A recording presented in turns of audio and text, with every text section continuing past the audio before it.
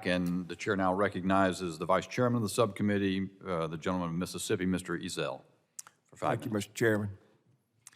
I appreciate the opportunity to discuss how the Biden administration's disastrous border policies have worsened the crisis at all of our borders, not just the southern border.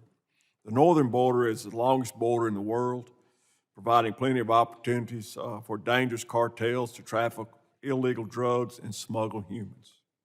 Mr. Judd, as president of the National Border Patrol Council, you represent 16,000 brave Border Patrol agents who dedicate their lives to serving this nation. As a former law enforcement officer, I understand the difficulties our men and women in uniform have to face. Can you describe some of the challenges the Border Patrol agents facing at the northern border? Yeah, well, the main issue that we're dealing with right now is we just don't have the infrastructure technology nor the personnel that's necessary. Now, I'm not going to say that we need to burden the taxpayer by giving us a lot more of the same type of technology that what we need on the southwest border, but I absolutely will say that we need to start with looking at what are the personnel that we have to have on the northern border, and then we can expand out from there. But until we do that, we're just not going to maintain the control that we must have between the ports of entry. How have some of these challenges curtailed some of your ability to recruit and retain agents? When you look at what's going on the southwest border, it all starts there. When you look at the United States Border Patrol, nobody figured that what happened in Florida was going to take place.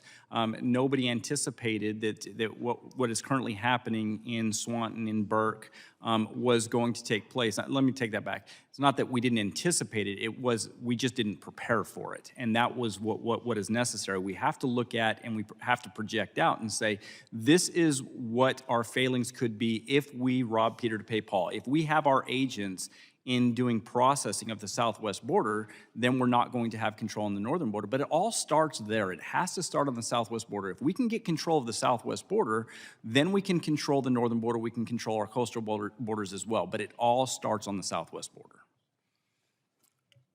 It's very dangerous crossing that northern border. The terrain is tough, temperatures below freezing. Why are some of these migrants choosing to go up there now? Because of the ease of crossing. When you look at if you can come into Canada without a visa and then just work your way down, again, those individuals from the country of India, within 13 days, they were on our northern border and intended to cross into the United States. And unfortunately, they hit a blizzard. And that's horrendous. When you talk to any Border Patrol agent, when they have to deal with the death that we currently see, I personally witnessed somebody take their last breath. And that will be with me for the rest of my life.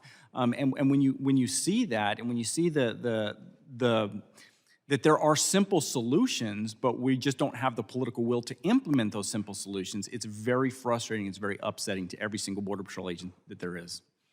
Thank you for that. I plan on working with the committee to address the problems that you've described. And with that, Mr. Chair, I yield back.